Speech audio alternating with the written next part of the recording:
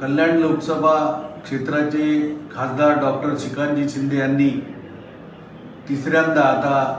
निवडणुकीचा प्रचार सुरू केलेला आहे आणि हा प्रचार सुरू करत असताना भाजपाचे सर्वच पदाधिकारी, अध्यक्ष, मंत्री, आमदार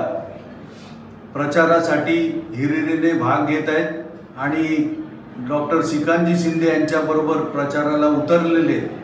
आणि खासदार डॉक्टर श्रीकांतजी शिंदे यांचं काम लोकमानसामध्ये, जनमनामध्ये पोचलेलं आहे आणि निश्चितपणे ते मोठ्या फरकाने निवडून येणार आहेत। परंतु कल्याण पूर्व विभागातील ज्यांनी आमदारांनी गोळीबार केला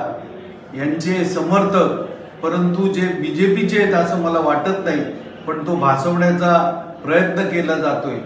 तर त्या दृष्टीने त्यांनी कितीही प्रयत्न केला तरी डॉक्टर श्रीकांतजी शिंदे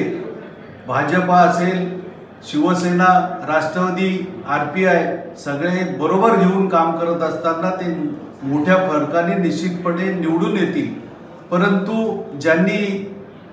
गणपत गायकवाड यांनी जे कृत्य केलेले ते निश्चितच चुकीचं आहे आणि त्याच्यामुळे जर त्यांचे समर्थक असा काही कांगावा करत असतील आणि युतीमध्ये घोळ घालण्याचा प्रयत्न करत असतील तर त्यामुळे त्यांना जामीन होईल असं त्यांनी भ्रमामध्ये राहू नये आणि डॉक्टर श्रीकांतजी शिंदे यांच्या बाबतीमध्ये अपप्रचार करू नये।